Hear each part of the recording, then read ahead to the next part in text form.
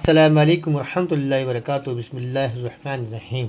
मेरे प्यारे भाई दोस्तों, हज 2026 की चौथी वेटिंग लिस्ट आ गई है। इस लिस्ट में जो नाम आए हैं वो 1259 हाजियों के नाम आए हैं। उससे पहले हम आपको बताएंगे कि हज 2026 पर जाने वाले हाजियों को हम अपनी तरफ से 12 सामान देंगे। वो 12 सामान आपको कैसे मिलेंगे, लास्ट तक वीडियो देखें, इंशाल्लाह लास्ट में आपको सारी जानकारी मिल जाएगी। और इसमें सबसे बड़ी जो अब जानकारी हम दे रहे हैं वो ये है कि अब अल जुनैद ट्रैवल वाले हाजियों से मिलने के लिए अब आपके पास आने वाले हैं।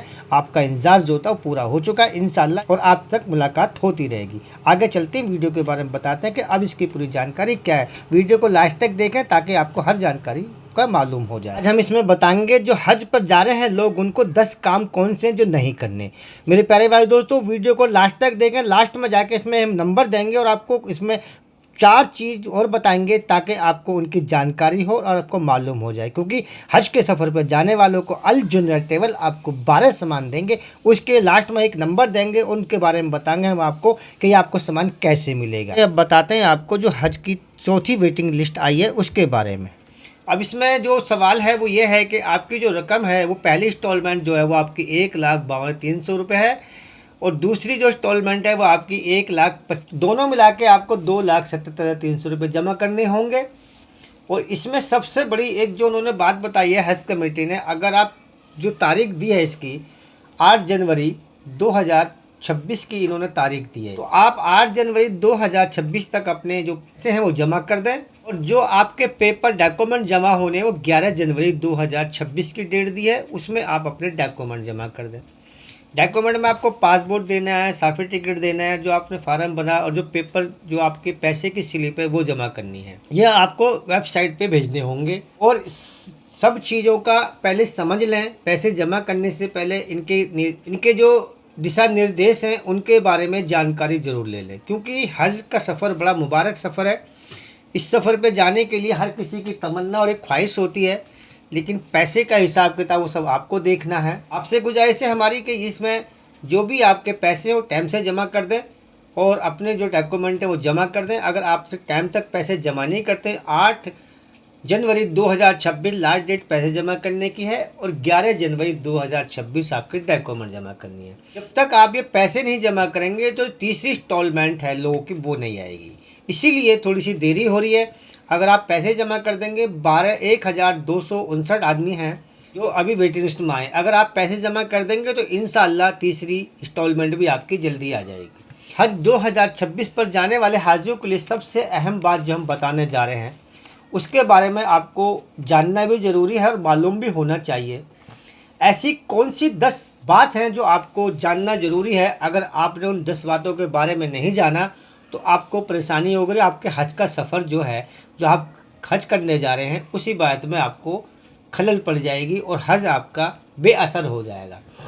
हज ज़िंदगी का सबसे पाक सफ़र होता है, लेकिन कुछ गलतियां ऐसी होती हैं जो हज की रूह और बरकत को नुकसान पहुंचा देती हैं। इसलिए इन बातों को ध्यान से सुनिए। इसमें 10 बात हम बताएंगे, 10 बातों के बारे में आपको पूरी डिटेल से बताएंगे कि क्या क्या बात है जो आप हज पे जा रहे हैं उनके लिए बहुत खास ज़रूरी बात है, और इन बातों का जानना बहुत ज़रूरी है, और इन बातों को आपको समझना भी चाहिए, और इनको आपको जो बताई जा रही हैं इन काम से बचना भी चाहिए। सबसे पहले तो बात जिसमें है वो है बिना इल्म के इबादत करना। हज से पहले जरूरी मसले मसाइल सीखना बहुत ज़रूरी है। एक बात तो इसमें ये वाली है। दूसरी बात है इसमें गुस्सा और बहस करना।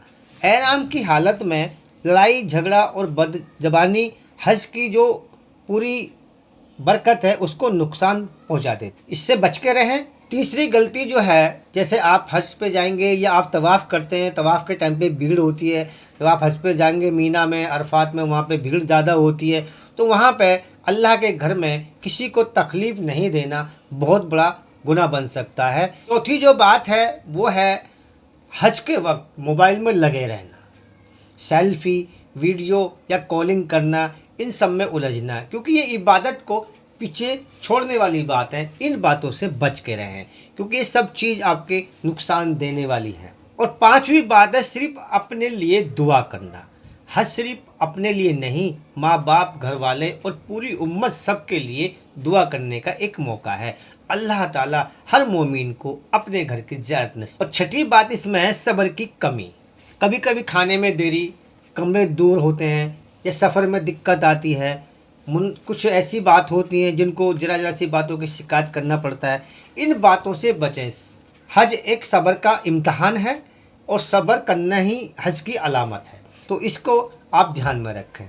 सातवीं बात क्या है कि हज को टूर समझना, एक आपको पिकनिक समझना या वहाँ के जाने पे, इसकी अहमियत को नहीं समझना कि अल्लाह ने मुझे अपने घर बुलाया है।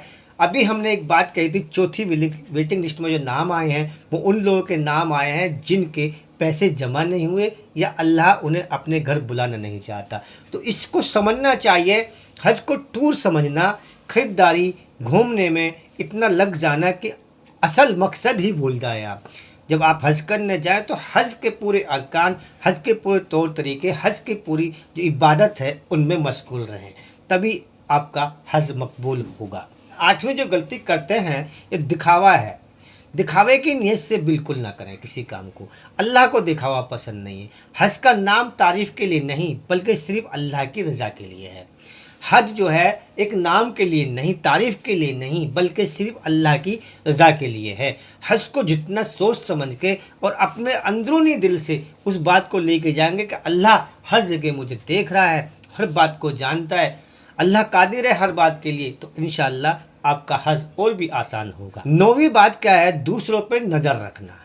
कौन सही कौन गलत ये देखने से बेहतर है अपनी इबादत में सुधार करना, अच्छी बात देखना। जो कर रहा है उसको करने दें, आप अपने हिसाब से उस काम को करें जो आप करने गए हैं। दूसरों की कमी या गलती को ना देखें। अब इसमें लास्ट की जो बात है और 10वीं जो बात है, हज के बाद सब भूल जाना। वापस आकर वही पुरानी आदतें हज के असर को ख़त्म कर देती हैं। उन आदतों को वहीं छोड़ दें।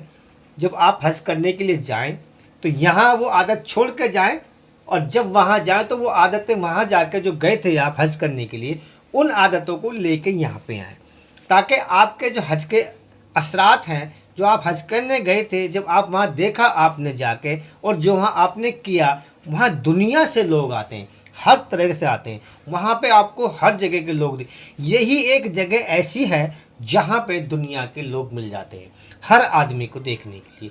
अब वहाँ जब आप जा रहे हैं, अगर वहाँ जाके भी इन बातों को आप ले जाएंगे और अपने यहाँ की बातों को फिर वहीं लेके आएंगे तो हज का असर ख़त्म हो जाएगा। हज तभी कबूल होता है जो इबादत के साथ अखलाक, सब्र और बदलाव भी हो। हज सिर्फ जगह बदलने का नाम नहीं, खुद को बदलने का नाम है। मेरे प्यारे भाई दोस्तों, मैं हूं इरशाद अली अल जुनियर ट्रैवल से। अब इसमें हम आपको बता रहे हैं कि आपको 12 सामान जो दिए जाएंगे वो कैसे देंगे। देखो आपकी स्क्रीन पे एक नंबर आ रहा है, इस नंबर पे आपने अपना कवर नंबर, अपना नाम, अपना एड्रेस और मोबाइल नंबर हमें लिख के भेजें। इंशाअल्लाह 11 तारीख को 11 बजे हमारे यहाँ पे लाइव ड्रॉ होगा। आप हमारा लाइव प्रोग्राम देख सकते हैं। अगर उसमें आपका नाम आएगा तो इंशाअल्लाह ये 12 सामान आपको भेज जाएंगे। ये थी हमारी तरफ से 12 सामान हाजिर के लिए। हमारी आपसे गुजारिश होती है हमारे चैनल को सब्सक्राइब करें, वीडियो को लाइक करें और शेयर करें। अस्सलाम वालेकुम रहमतुल्लाहि व बरकातहू। बिस्मिल्लाहिर्रहमानिर्रहीम।